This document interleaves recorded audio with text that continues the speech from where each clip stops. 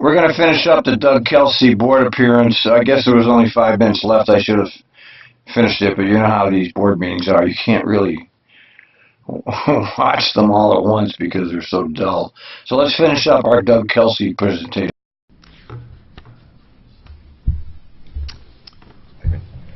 Thank you. We have some questions? Yes, I do have it. Just a real quick question. Can you describe what the investigations involve? They can be a variety of things. So sometimes we actually have false trips out there. So you may have a trip where the technology it overly tripped. And so we have to investigate that. In fact, was that a real signal violation, or was that something where the technology failed? Mm-hmm. And so we have those out there as an example. Sometimes we'll have any one of these just because we're advised of it. We need to follow through to find out, did it in fact happen? What were the circumstances around it? So part of that takes time and effort. I don't know about you, but sounds like he's making a mountain out of a molehill to me. Not only technologically, but did the operator proceed through a signal which they weren't authorized to? Was there a training issue here? Were there a number of circumstances that lead to, is this a significant repeat offender? Is this a new operator? Or what? And then what's the plan to help that person be successful out there the next time? So does it include interviews with the operators? It sure can. Yeah, it usually does. And depending on the... I mean, why wouldn't it? I mean, wouldn't that be like 100% of the time include the interview with the operator? Wouldn't you like routinely ask the operator, unless it was a phony trip or something, unless they could prove that it was something that wasn't the operator's fault, then you would, of course you'd interview the operator.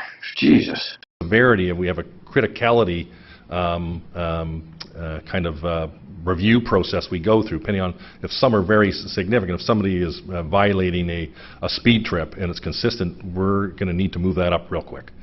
Some may be less impactful, and we'll put that in the review bucket, if you will. But we basically triage the significance based on criticality and severity to the organization and to the individuals and our customers.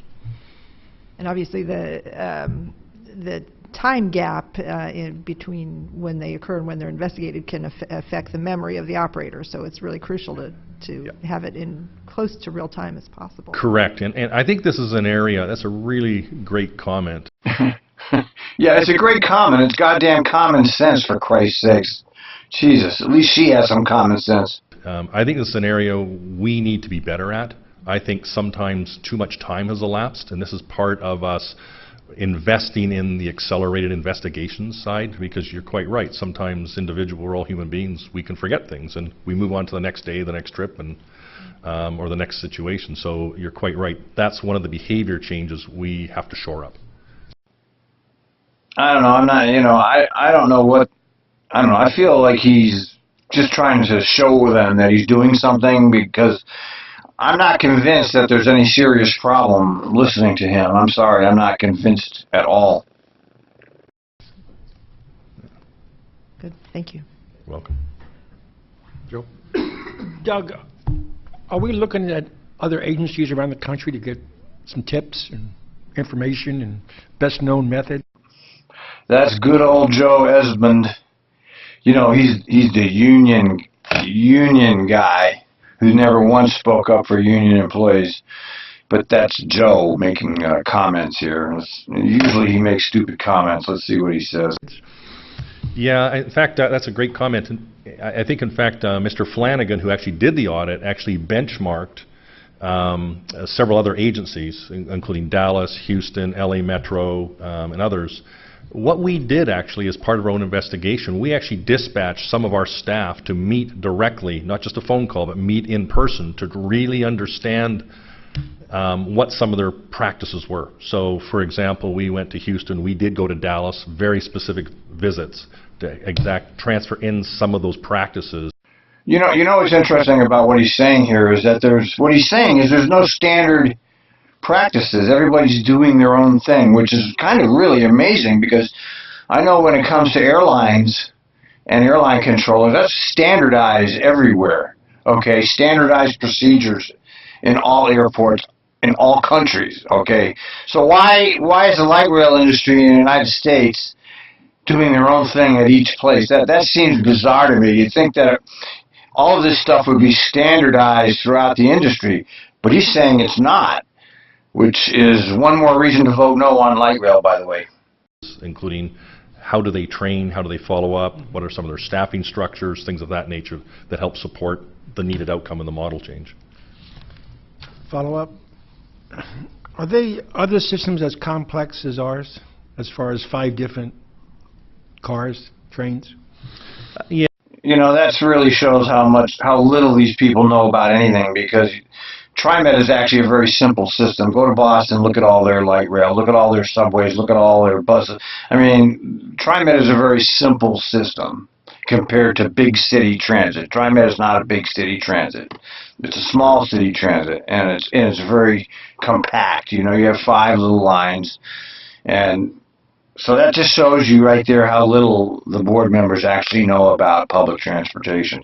I mean, for somebody like me on that board, or Jason McHuff, or Eric Halstead, or any host of people that I know, we would know all that, okay? We would be putting our own personal time into knowing the answers to these questions.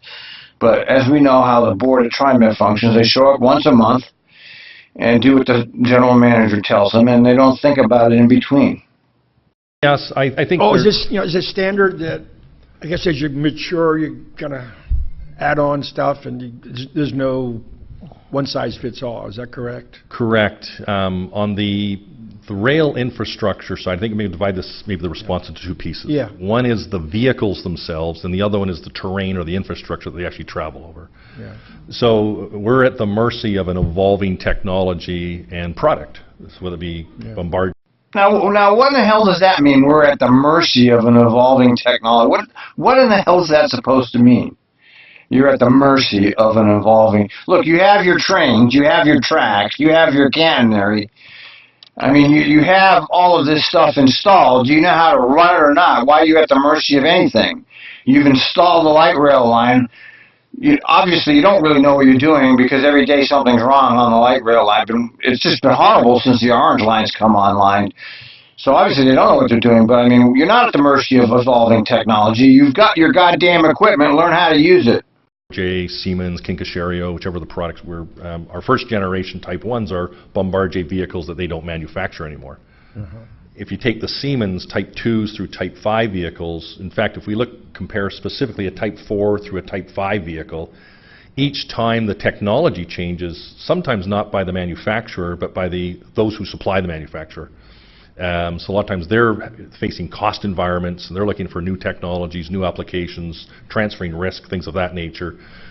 I'd say about 40% of a vehicle every time you get one is new from the previous version of the same manufacturer. That's pretty typical. So with it comes changing of ergonomics on dashboards, things of that nature. So it is regretfully not uncommon. And compared to other systems that had personally had exposure to, this is not uncommon at all throughout the world. That's good to know. Thank you. Anything else? Okay. Thank you. Very pleased with the progress you're making. I look forward to continued reports. Okay. Thank you. Okay. We'll move into the second piece, if I may, Mr. President. Really talking about the fourth quarter performance of the organization. Again, under the first section around our vehicle and system reliability, the bus maintenance of way and the fare equipment maintenance all exceeded their PM objectives for this fourth quarter. Again, this is established An item for individual consideration or question. Well, that was interesting. The rest of Kelsey's presentation is missing from the TriMet video.